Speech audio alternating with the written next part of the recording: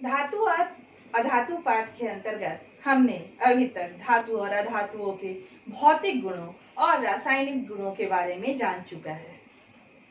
आज का जो हमारा टॉपिक है यह बहुत ही इम्पोर्टेंट टॉपिक है, जिसका क्लास 11th में जाकर भी बहुत ही इम्पोर्टेंट रोल हो जाता है। आज हम देखेंगे कि आखिर तत्व आपस में जुड़ते क्यों हैं, वे क्यों यौगिक का निर्माण करते हैं, आखिर जरूरत क्या है यौगिक बनाने की। जी हाँ, तो आज इन सभी टॉपिकों के बारे में हम जानेंगे पाठ धातु एवं अधातु के अंतर्गत। जब तक हमें जरूरत ना हो तब तक हम कभी भी कोई कार्य नहीं करते हैं। हम पढ़ाई इसलिए करते हैं क्योंकि हमें अच्छी नौकरी पानी होती है, समाज में अपना स्थान बनाना होता है। इसी प्रकार हम जो भी कार्य करते हैं, यहाँ तक कि पेड़ पौधे भी जो कार्य करते हैं, उन कार्यों को करने के लिए भी कुछ ना कुछ आवश्यकता होती है। तो फिर यहाँ हम जाने कि आखिर तत्व आपस में क्यों जुड़ते हैं। हमने वर्ग 9 में पाठ परमाणु की संरचना में देखा है कि किसी भी परमाणु में इलेक्ट्रॉन, प्रोटॉन और न्यूट्रॉन पाए जाते हैं। प्रोटॉन तथा न्यूट्रॉन नाभिक में होता है, जबकि इलेक्ट्रॉन विभिन्न कक्षाओं में न्यूक्लियस के चारों ओर चक्कर लगाता है। इन कक्षाओं को सेल कहा जाता है और इन्हें नाम दिया जाता है KLMN सेल। हर एक सेल यानी हर एक कोश में इलेक्ट्रॉन की संख्या निश्चित होती है और यह इलेक्ट्रॉन की संख्या, अधिकतम संख्या पहले कोश में यानी K सेल में 2, L में 8, M में 18 और N में 32 होती है। लेकिन अगर हम कुल 118 तत्वों में देखें तो मात्र 6 तत्व ऐसे होते हैं जिन्हें आदर्श तत्व माना गया है। ये आदर्श तत्व होते हैं हीलियम, नियॉन, आर्गन, क्रिप्टन, ज़ेनन और रेडॉन। आखिर ये आदर्श क्यों है? ये आदर्श इसलिए हैं क्योंकि इनके बाहरी कोश में 8 इलेक्ट्रॉन पाए जाते हैं। हीलियम में 2 इलेक्ट्रॉन पाया जाता है, यह छोटा परमाणु है, इसी वजह से बाकी जितने भी तत्व हैं उनमें बाहरी कोश में 8 इलेक्ट्रॉन पाए जाते हैं। और हर एक तत्व चाहता है कि हम इन आदर्श तत्वों के भांति हो जाएं। इन आदर्श तत्व के भांति होने का क्या मतलब है? इन आदर्श तत्व की भांति होने का मतलब है कि उनके भी बाहरी कोश में 8 इलेक्ट्रॉन हो जाए। यह अष्टक का नियम कहलाता है, यानी ऑक्टेट रूल। तो हर एक तत्व चाहता है कि बाहरी कोश में 8 इलेक्ट्रॉन हो जाए। अब यह 8 इलेक्ट्रॉन कैसे होगा? अगर किसी तत्व के पास अधिक इलेक्ट्रॉन है तो वह अपने इलेक्ट्रॉन को देकर या इलेक्ट्रॉन लेकर या फिर शेयर कर आपस में यहाँ ये बना सकते हैं अपने बाहरी कोश में 8 इलेक्ट्रॉन। आज का हमारा टॉपिक है केमिकल बॉन्ड यानी आबंध, रासायनिक आबंध। यह रासायनिक आबंध इसलिए होता है ताकि तत्व आपस में इलेक्ट्रॉन का आदान प्रदान कर अपने बाहरी कोश में 8 इलेक्ट्रॉन को पूरा कर ले। That means chemical bond is a type of attraction which occurs between two elements to complete its octet. अपने ऑक्टेट को पूरा करने के लिए इलेक्ट्रॉन का आदान प्रदान तत्व करते हैं। यहाँ इस केमिकल बॉन्ड में हम देखेंगे कि यह 2 प्रकार का होता है, एक आयनिक आबंध और दूसरा सहसंयोजी आबंध। आयनिक आबंध को हम इंग्लिश में आयनिक बॉन्ड कहते हैं, जबकि सहसंयोजी आबंध को कोवैलेंट बॉन्ड कहते हैं। अब एक एक कर हम जानेंगे कि आयनिक आबंध और सहसंयोजी आबंध में क्या होता है, किस प्रकार तत्व अपने अष्टक को पूरा करते हैं। आयनिक आबंध, जिसे आयनिक बॉन्ड या इलेक्ट्रोवैलेंट बॉन्ड भी कहा जाता है।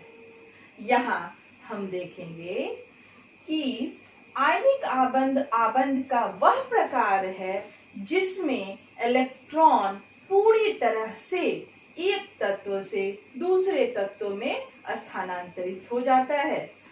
That is defined as the complete transfer of electron from one element to another to complete its octet.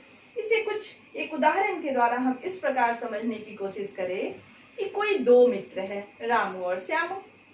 Ramu के पास 15 रुपये हैं और श्यामू के पास 5 रुपया है। दोनों बाजार जाते हैं और दोनों को आइसक्रीम खाने का मन करता है। अब चूंकि वे दोनों मित्र हैं तो यहाँ पे रामू क्या करता है कि अपने 15 रुपये में से 5 रुपया लेकर श्यामू को दे देता है। अब दोनों के पास 10 और 10 रुपये हो गए और दोनों खुशी खुशी आइसक्रीम खाकर चले जाते हैं। तो यहाँ जो एक्स्ट्रा पैसा रामू के पास था वह एक्स्ट्रा पैसा उसने श्यामू को दे दिया, यानी कंप्लीट ट्रांसफर कर दिया।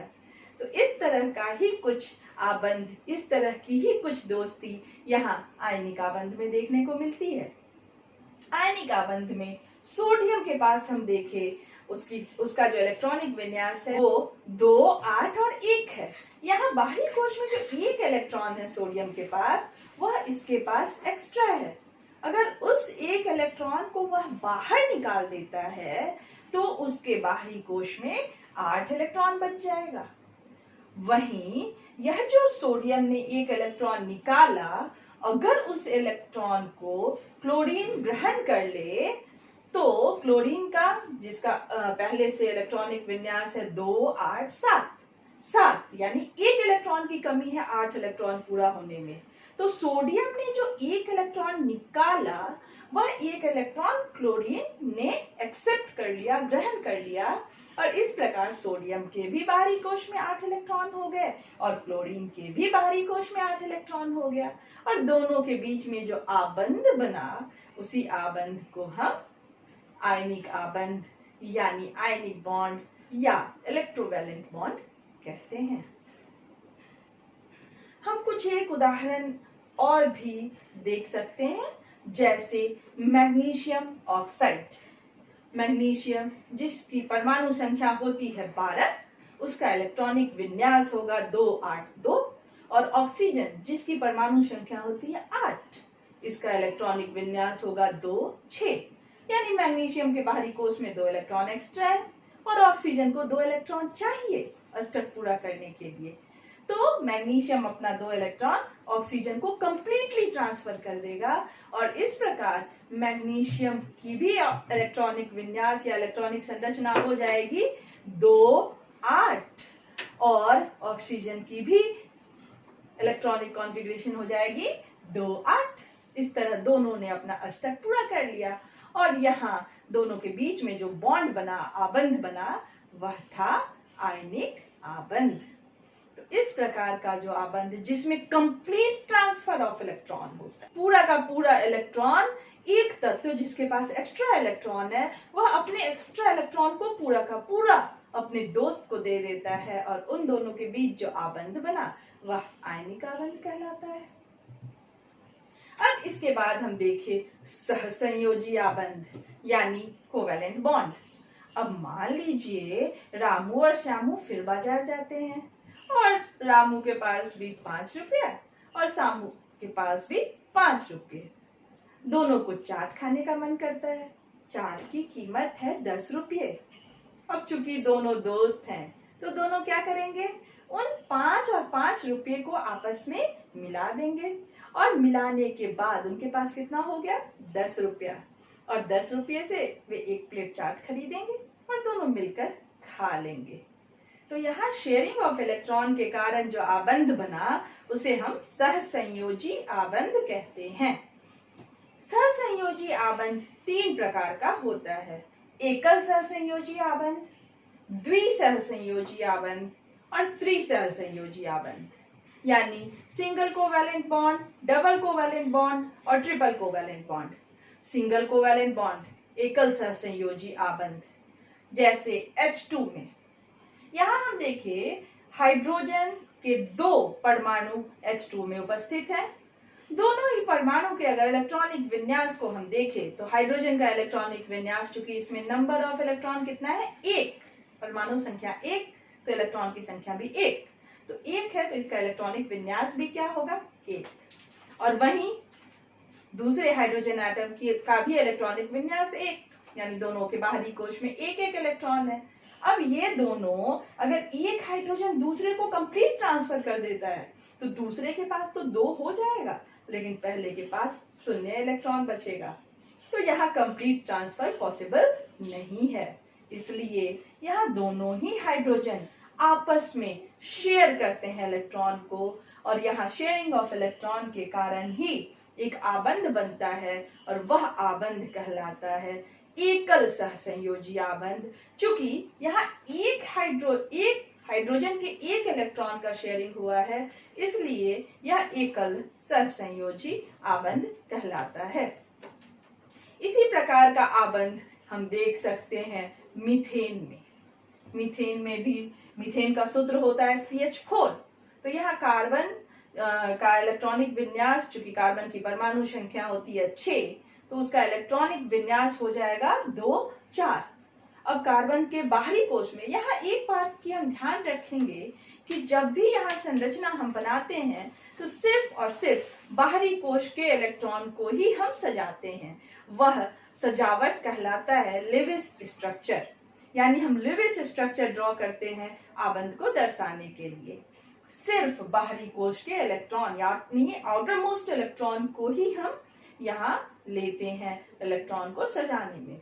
तो कार्बन के बाहरी कोश में इलेक्ट्रॉन को हमने चारों तरफ रख दिया, और हाइड्रोजन का होता है 1 इलेक्ट्रॉन।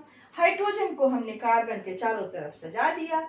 अब यह हाइड्रोजन, चूंकि हाइड्रोजन 2 इलेक्ट्रॉन की जरूरत होती है, तो 2 इलेक्ट्रॉन हाइड्रोजन कार्बन के 1 इलेक्ट्रॉन से शेयर कर अपना 2 इलेक्ट्रॉन पूरा कर लेगा। इसी प्रकार प्रत्येक हाइड्रोजन अपना ड्यूप्लेट यानी कि 2 इलेक्ट्रॉन पूरा कर लेगा, और कार्बन बाकी सभी हाइड्रोजन से 1-1 इलेक्ट्रॉन शेयर करेगा, और वह भी अपना अष्टक यानी ऑक्टेट पूरा कर लेगा, और इस प्रकार ये संतुलित हो जाएंगे।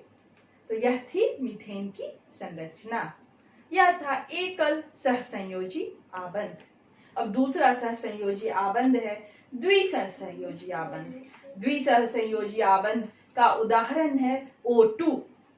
O2 में हम देखें एक ऑक्सीजन का इलेक्ट्रॉनिक विन्यास होता है 2-6, क्योंकि इसका परमाणु संख्या होता है 8।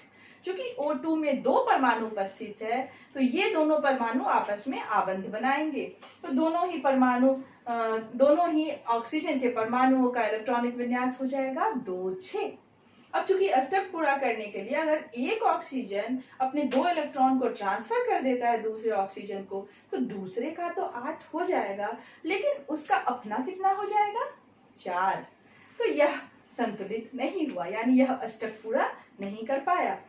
तो फिर यहाँ करेगा क्या दोनों, तो दोनों अपने अपने 2 इलेक्ट्रॉन को आगे रख उन दोनों इलेक्ट्रॉन को शेयर करेगा, और शेयर करने के बाद यहाँ ऑक्सीजन दूसरे ऑक्सीजन के 2 इलेक्ट्रॉन को शेयर करेगा। तो इसके पास पहले से अपना था कितना, 6 इलेक्ट्रॉन, और 2 इलेक्ट्रॉन को वो शेयर किया, तो इसका हो गया 8। उसी तरह से दूसरा ऑक्सीजन एटम भी अपने 6 इलेक्ट्रॉन और दूसरे ऑक्सीजन एटम के 2 इलेक्ट्रॉन को जब शेयर करेगा तो वह भी हो गया 8, और इस तरह से दोनों ही ऑक्सीजन अपने अपने अष्टक को पूरा कर लेंगे। और इन दोनों के बीच में चूंकि 4 इलेक्ट्रॉन की शेयरिंग हो रही है, तो 4 इलेक्ट्रॉन शेयर करने के कारण अगर 2 इलेक्ट्रॉन शेयर करता है तो 1 आबंध यानी 1 बॉन्ड, 4 इलेक्ट्रॉन शेयर करेगा तो 2 बॉन्ड यानी डबल बॉन्ड। तो ऑक्सीजन एटम के बीच में यहाँ डबल बॉन्ड बनेगा। यह कहलाता है द्विसहसंयोजी आबंध। वहीं तीसरे प्रकार का सहसंयोजी आबंध होता है त्रिसहसंयोजी आबंध, जो देखा जाता है N2 में। N2 N यानी इसकी परमाणु संख्या होती है 7, और इसका इलेक्ट्रॉनिक विन्यास हो जाएगा 2-5। दूसरे नाइट्रोजन एटम की भी वही संरचना होगी। यहाँ पुनः वही होगा, अगर 3 इलेक्ट्रॉन देता है तो एक संतुलित और दूसरा असंतुलित। इसलिए यहाँ नाइट्रोजन अपने 3 इलेक्ट्रॉन को आगे रखता है, दूसरा नाइट्रोजन भी अपने 3 इलेक्ट्रॉन को आगे रखता है और 3-3 इलेक्ट्रॉन को दोनों आपस में शेयर करते हैं। तो इस प्रकार का जो शेयरिंग होता है यह त्रिसहसंयोजी आबंध कहलाता है, क्योंकि यहाँ दोनों ही एटम अपने 3-3 इलेक्ट्रॉन को शेयर कर रहे हैं, यानी टोटल 6 इलेक्ट्रॉन शेयर हो रहा है, मतलब 3 बॉन्ड बन रहा है। 6 इलेक्ट्रॉन यानी 3 बॉन्ड, और ऐसे बॉन्ड को हम ट्रिपल कोवैलेंट बॉन्ड यानी त्रिसहसंयोजी आबंध कहते हैं। तो यह बन गया ट्रिपल बॉन्ड। तो यह तीसरे प्रकार का सहसंयोजी आबंध था, जिसे त्रिसहसंयोजी आबंध कहते हैं। तो इस प्रकार हमने आज देखा कि आयनिक आबंध और सहसंयोजी आबंध किस प्रकार बनता है। अगर गुणों की व्याख्या करें तो जो भी आयनिक यौगिक होते हैं वे मुख्य रूप से सॉलिड यानी कि ठोस अवस्था में पाए जाते हैं। इनके बीच आकर्षण बल बहुत अधिक होता है। यह आकर्षण बल कहलाता है स्थिर वैद्युत बल आयनिक आबंध में लगता है, जो बहुत ही स्ट्रॉन्ग फोर्स है, जिसके कारण इनका गलनांक और क्वथनांक बहुत ही अधिक होता है। यानी जितने भी आयनिक कंपाउंड होंगे उनका मेल्टिंग पॉइंट और बॉइलिंग पॉइंट बहुत हाई होगा। जबकि इसके विपरीत जो सहसंयोजी आबंध है वह बहुत ही वीक फोर्स वंडरवाल फोर्स या वंडरवाल बल के द्वारा जुड़े रहते हैं। ये ठोस, द्रव और गैस तीनों अवस्था में पाए जाते हैं इनके यौगिक, तथा इनके बीच का जो बल होता है वह भी कमजोर होता है। इनका क्वथनांक और गलनांक भी आयनिक यौगिकों की तुलना में कम होता है। तो यह मुख्य अंतर था आयनिक आबंध और कोवैलेंट यानी सहसंयोजी आबंध तथा इनके यौगिकों के बीच। तो हमारा इस प्रकार आज का टॉपिक यहाँ समाप्त हुआ। हम अगले टॉपिक में सक्रियता श्रेणी की चर्चा करेंगे। धन्यवाद।